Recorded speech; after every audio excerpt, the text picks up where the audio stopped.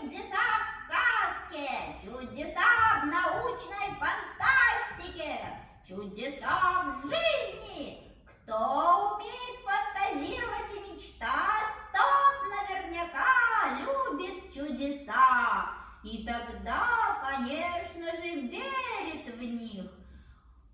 В книжках сказок Джоэля Чандлера Харриса, сказки дядюшки Римуса, кролик, лис и черепаха, и даже серый волк говорят, как люди. Это чудо, но к такому чуду вы, ребята, давно привыкли, с тех самых пор, когда услышали первую сказку или басню.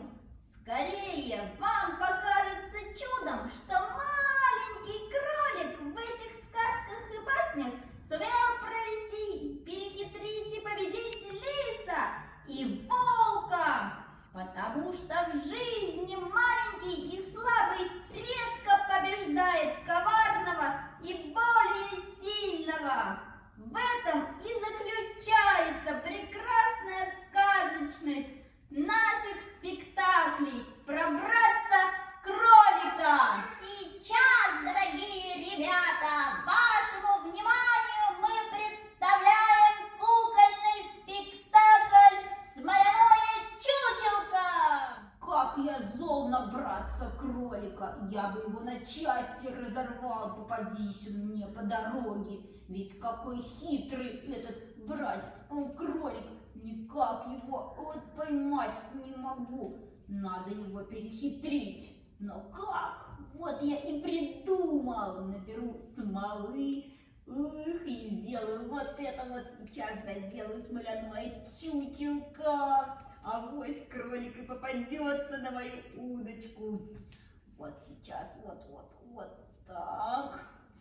Фух, готово смоляное чучелко. Сейчас вот я посажу его вот на дороге вот здесь и посмотрю, что будет.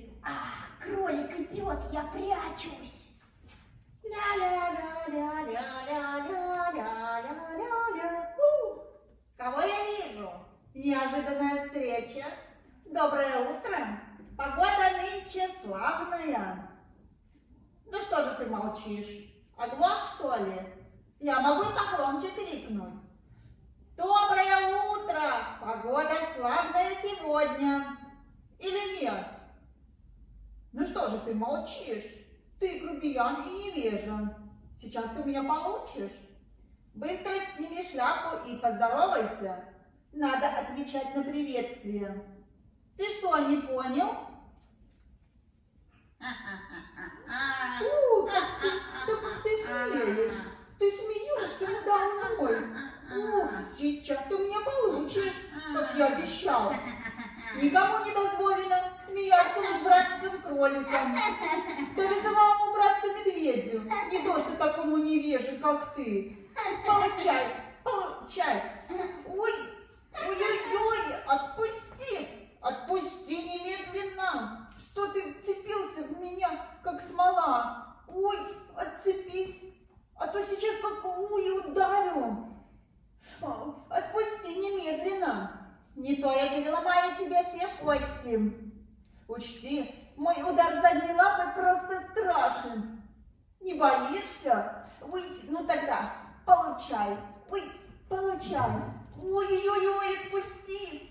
Отпусти меня, слышишь? Ой-ой. Привет, братец-кролик, как поживаешь? Неплохая нынче погодка, не правда ли? Что же ты не отвечаешь, когда с тобой здороваются? На этот раз я поймал тебя. Ты потешался надо мной, издевался, выставлял меня на посмешище. Теперь пришел конец твоим шуткам. Так глупо попался братец-кролик, прилип к смоляному чучелку. Ну кто просил тебя цепляться к нему? Никто, никто. Ты сам влез в эту историю, сам будешь расхлебывать. вернее, хлебать буду я, потому что я сейчас наберу хворосту и сварю из тебя суп. Делай со мной что угодно, братец Лис, но только не затаскивай меня в этот терновый куст. Лучше свали из меня суп. Пожалуй, много возни будет с костром. Лучше я тебя подвешу за ухо. Конечно, вешай меня, братец Лис, но только не затаскивай вот в этот терновый куст.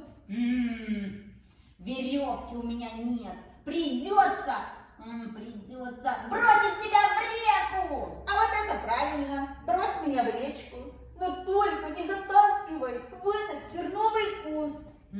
Чем тебе так не нравится вон тот терновый куст, что ты так причитаешь? Ой, ну он же колючий, он раздерет меня на кусочки, на шерстиночки. Не надо, я прошу тебя. Ага, я как раз сделаю то, чего ты так боишься. Посажу тебя в тот терновый куст. Не надо, я прошу тебя, братец Лис, во имя нашей дружбы. Лучше приготовь из меня суп, подвесь за ухо или брось в речку. Ой, не надо, не Замолчи, нет. длинноухий, Ой, посажу тебя в этот терновый куст, и будешь ты разодран на клочки его шипами. Сейчас я тебя... По делам тебе, братец-кролик, не будешь больше потешаться надо мной. Все, ну пока я ушел. Ха-ха-ха! Эй, братец Лис, спасибо тебе, что освободил меня от смоляного чучелка. А терновый куст, ой, так это же мой родной дом. Спасибо тебе! Ха-ха-ха! Как этот длинноухий снова провел меня, оставил в дураках? Встречу его в следующий раз. Обязательно подвешу за ухо или брошу в речку. Эх!